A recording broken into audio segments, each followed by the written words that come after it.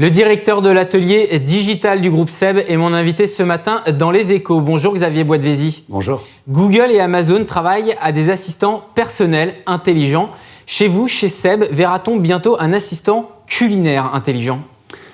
J'ai presque envie de dire que ça a déjà commencé. Quand on a lancé les premiers produits connectés en 2014, et je pense à Cookéo Connect, on est allé vers cette notion d'assistance et d'intelligence dans le produit.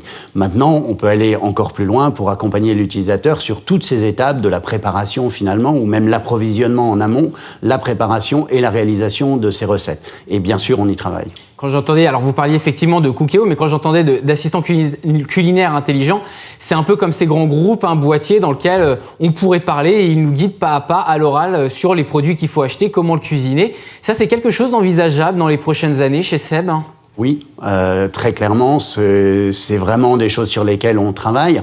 Alors après, est-ce que le vocal prendra le pas ? Est-ce que demain on parlera à notre réfrigérateur ou à notre borne ? C'est peut-être un peu tôt pour le dire, mais dans tous les cas, cette notion d'apporter un service personnalisé à l'utilisateur pour répondre à une question très simple, qui est « qu'est-ce que je mange ce soir ?» Et finalement, cette question, en France, on a 26 millions de foyers qui se la posent quotidiennement.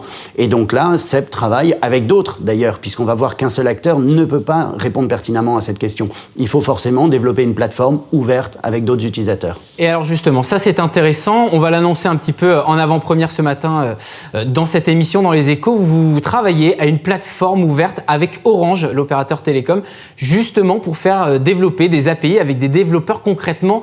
De quoi s'agit ce projet ? De quoi s'agit-il ? En fait, il s'agit, je reprends, on parle des utilisateurs, des consommateurs qui veulent qu'on réponde à cette question « qu'est-ce que je mange ce soir ?» Et comme je disais, un acteur seul ne peut pas y répondre. SEB va connaître les appareils qu'ils ont dans leur cuisine, peut-être éventuellement le niveau en cuisine de la personne. Maintenant, quand on va parler d'approvisionnement, il y a des experts pour le faire. Quand on va parler même de quel vin s'accommode bien avec quel plat, il y a des startups qui savent très bien y répondre, etc., etc. Et donc l'idée, c'est bien de se dire il faut qu'on développe un écosystème ouvert de partenaires qui viennent finalement apporter leurs solutions à cette plateforme. Cette plateforme, elle a même une visibilité autour de Foodle. Foodle, c'est la partie B2C utilisateur de cette plateforme, c'est-à-dire que c'est une application et l'utilisateur a cette réponse « qu'est-ce que je mange ce soir ?» Pourquoi Orange ? Parce que finalement, le cœur de métier de SEB, c'est de faire des beaux produits connectés demain, d'apporter des services. Mais là, on avait besoin de s'adosser à des experts des technologies, à des experts des plateformes, à des experts des API, à des experts de l'Internet of Things, enfin l'IoT. Et donc, c'est pour ça qu'on s'est associé avec Orange. Et justement, c'était la question que j'allais vous poser. Orange travaille notamment à son réseau d'Internet of Things, d'Internet des objets. C'est quelque chose avec lequel vous pourriez travailler sur cette API avec Orange ? Oui, bien sûr, mais pas que, j'ai envie de dire, on est dans ces écosystèmes ouverts, donc il y aura des différentes plateformes d'Internet des objets, Orange a la sienne, d'autres acteurs ont la leur. Évidemment, nous, il faudra que nos produits soient potentiellement compatibles. À nouveau, la question, c'est est-ce qu'on regarde ça d'un angle technique, et là on se dit, ah tiens, est-ce qu'ils sont avec Orange, avec un autre acteur, etc. Ou est-ce qu'on regarde la problématique d'un point de vue utilisateur ? Et moi, celle qui m'intéresse, c'est vraiment celle de l'utilisateur. Et l'utilisateur, qu'est-ce qu'il veut ? Il veut que demain, son produit l'accompagne en cuisine, lui apporte une multitude de services. Et après, qu'il soit connecté en Bluetooth ou en Wi-Fi, qu'il soit sur telle plateforme IoT ou telle autre, peu importe. C'est les usages qui sont clés. Justement, sur ces usages, avec cette plateforme Orange SEB, quels sont, même si c'est du crowdsourcing, c'est-à-dire que tout le monde peut apporter ses idées, les premiers services ou les premiers produits que vous souhaitez voir le jour et dont on ne soupçonne peut-être pas encore aujourd'hui l'existence ? L'idée, c'est vraiment déjà de rendre la recette intelligente, puisque dans la cuisine, on parle un langage.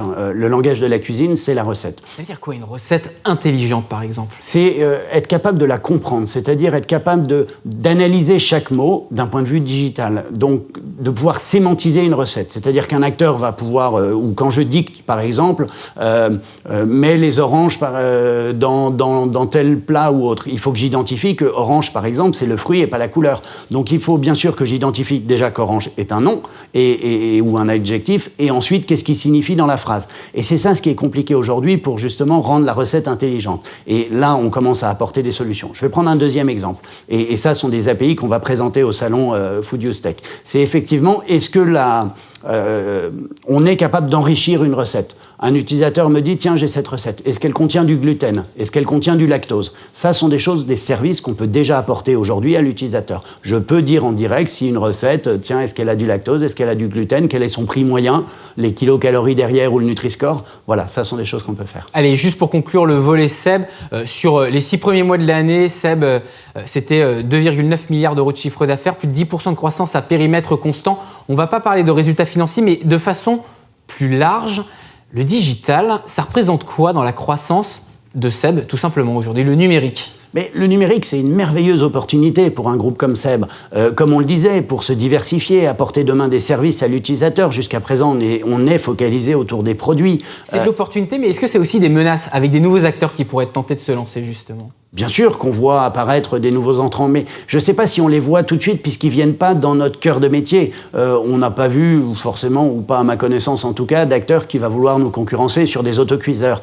Par contre, la question c'est est-ce que demain, il n'y a pas des acteurs qui vont vouloir capter les usages de nos consommateurs et récupérer une certaine valeur. Donc là, l'idée, c'est de se dire comment Seb peut saisir cette opportunité, garder sa position de leadership en tant que leader du petit électroménager et devenir également un vrai leader autour des services, autour du digital et des nouvelles solutions qu'on va apporter à l'utilisateur. Alex-Xavier Boitvézy, juste pour terminer cette interview, vous êtes également responsable du sujet Food Tech, donc les technologies liées à l'alimentation, la nourriture, au sein de la French Tech.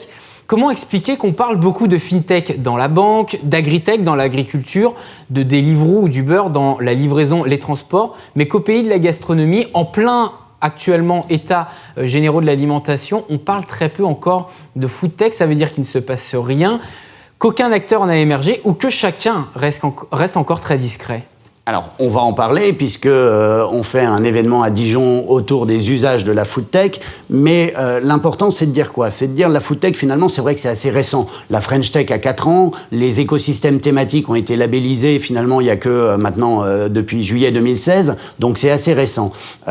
L'agtech était peut-être en avance parce qu'aux États-Unis on a parlé d'agtech avant la food tech. Maintenant vous avez cité Deliveroo, sont bien des startups de la food tech. Et même quand on parle de food tech, on parle de la révolution numérique et entrepreneuriale de la fourche à la fourchette.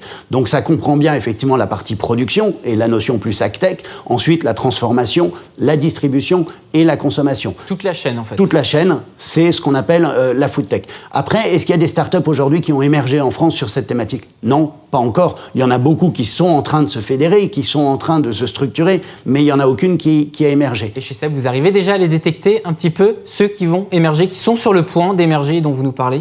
C'est très compliqué de savoir celle qui va exploser par rapport à telle autre. Ce qui est important déjà aujourd'hui, c'est d'identifier tous ces acteurs, de les fédérer, qu'ils aient une seule porte d'entrée. Et c'est l'importance de la food tech, c'est qu'ils sachent où s'adresser, à qui s'adresser. Et quand on organise un salon comme le salon Food Use Tech à Dijon, c'est bien pour ça, c'est bien pour dire venez exposer vos solutions aux utilisateurs. Pourquoi? Parce que le frein aujourd'hui de la food tech, on parlait, il y a l'angle technique, mais après il y a l'angle utilisateur, consommateur autour des usages. Et c'est celui-ci qui est clé et qu'il faut réussir à changer, à modifier, enfin que l'utilisateur puisse découvrir ces nouvelles solutions. Le salon donc Food Use Tech qui aura donc lieu les 2 et 3 novembre prochains à Dijon lors de la foire internationale de la gastronomie. Merci Xavier Boitvézy d'avoir été avec nous ce matin dans Les Échos. Je rappelle, directeur de l'atelier digital au sein du groupe Seb.